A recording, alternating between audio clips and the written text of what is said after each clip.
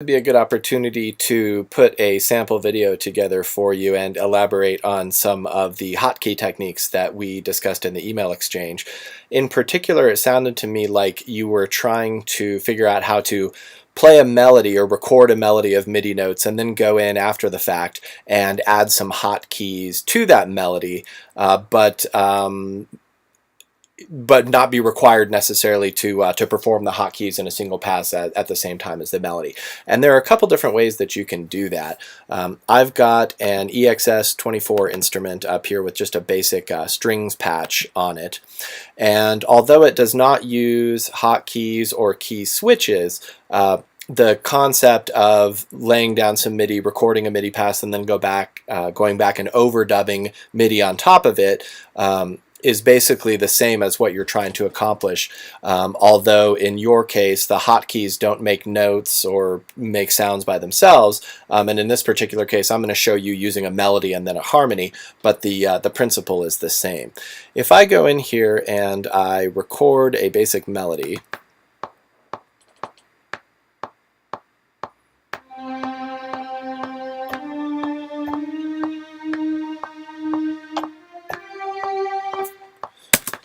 okay, not much to that, but you can see that we've got some MIDI notes here on the piano roll that represent the notes that I just played, obviously, right? Familiar territory so far. Now, if I go back to the beginning of the song and I just press record again, I will hear those notes that I just played, and I will also be able to record some notes on top of them. So it's not like an audio recording where it's either or. For MIDI data, Logic actually has the ability to record and playback multiple sequences or multiple little regions of MIDI data right on top of each other. So I will put the cursor back at the beginning, I'll record again.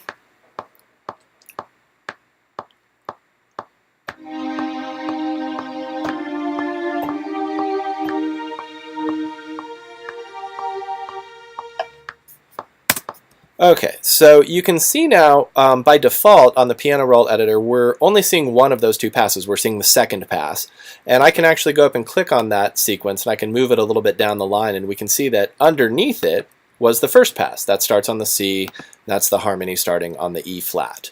Now that's fine, you know, we can start playback from the beginning of that sequence and we can hear both of those just fine.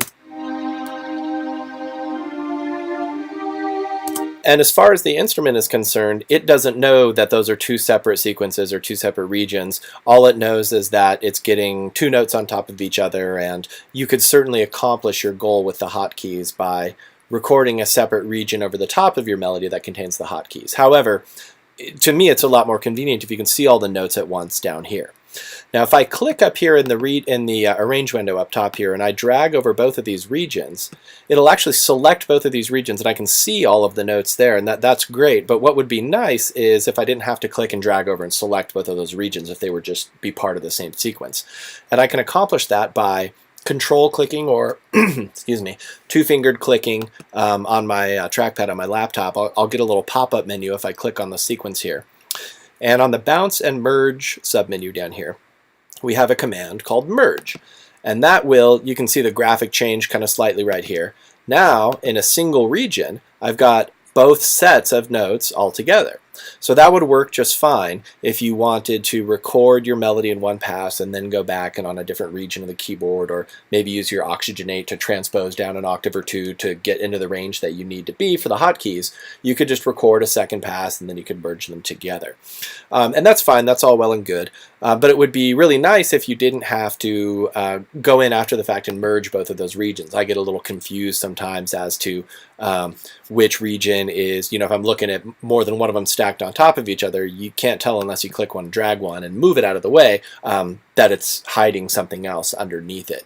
So if I undo merge the regions, and I'm going to take and get rid of this second pass and just keep the first pass here. There's another way that I can do this after recording the first pass, and you might find this even easier than actually performing the hotkeys, and that is to use the pencil tool, which I can get down in the piano editor by holding down the command key. That switches me to my alternate tool over here. That's the primary, that's the command key tool. I've got the cursor just like normal up above, but up above I've got the the marquee tool, which is for clicking and dragging a selection of time. Down here, I've got by default the pencil tool, and that allows me to create new notes. So I can scroll down maybe to a little bit lower part of the register here where my hotkeys exist, and I can go in and I can just, boom, pluck off a hotkey right there. Now, you're hearing a note when I put that in there, but if it were in a hotkey range, it would not make a sound by itself. It would simply modify whichever note is currently being held. In the case of the fall off, it would cause this note on beat 4 of this bar to all of a sudden have a fall off. Or if it was a modifier like a harmony, it would cause this next note, the D, because it's still, the hotkey would still be affecting this D, it would cause this note to have a harmony on top of it. However, it would not, this particular hotkey down here would not affect this E flat up here, this note up here. The reason is because it's just a momentary modifier. In the case of a fall off, it would affect a note that's already being held, like this C, or in the case of a modifier like the harmony effect, it would only modify keys that are depressed, like this D, while the hotkey is still down. So anything that's after the end of the hotkey is not going to be modified by it. Hope that makes sense. I tried to explain that a little bit in the email, but sometimes it's easier to see it than to try and explain it or to understand by reading it. So those are two different ways that we can get the hotkeys in there. The last one that I wanted to show you goes back to our first technique of recording the first pass of the melody and then recording a subsequent pass with the hotkeys. But if we go up here to the settings, down to the recording settings, we can change the default, which is for overlapping MIDI recordings, the default is to merge only and cycle record. That means that if you set up the left and the right locators to form a loop and you want to do multiple passes of that loop, each pass of the loop will be merged with the previous pass, but only after it's gone through the loop the whole way the first time and it loops back on itself to the beginning. What we're doing is a little bit different. We want to actually merge an overlapping recording.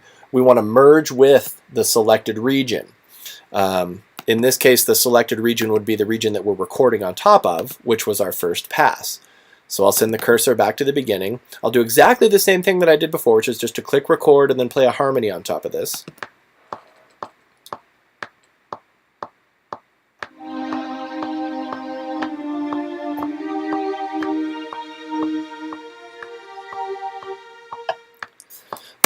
However, the result this time is that when we go back and we select this region, we can see that right out of the gate, we've got a single region up here that contains the second pass merged with the first pass. It's all on there together. So that's one good way of doing that, and it's a little bit simpler than doing the two passes and merging them together. But you've also got the option of holding down the command key and using the pencil tool to add your hotkeys or your key switches or whatever manually after the fact. You might find that a little bit easier. You can go in and you can create these notes, and then if you move the cursor to the right side of the note, you can play around with the length. And don't forget that over here, we can play with the show and hide the velocities. Now, I don't know that velocities are going to have any effect on the hotkeys themselves. I think they're just a note on or a note off type of a thing. You should be able to find some information in the instructions that came with the sample collection that'll elaborate on that if there is any functionality there. But at the minimum, you can use the velocity editor to control the velocities of the melodies and the harmonies, and then go in after the fact and put the hotkeys in there that will give it that life and that nuance that you're looking for. So I hope that's an explanation that makes sense. If you have any questions, feel free to email in the meantime, and of course you can always wait until Wednesday night and we can address those questions then. Okay, hope you're well. Talk to you soon, Susan.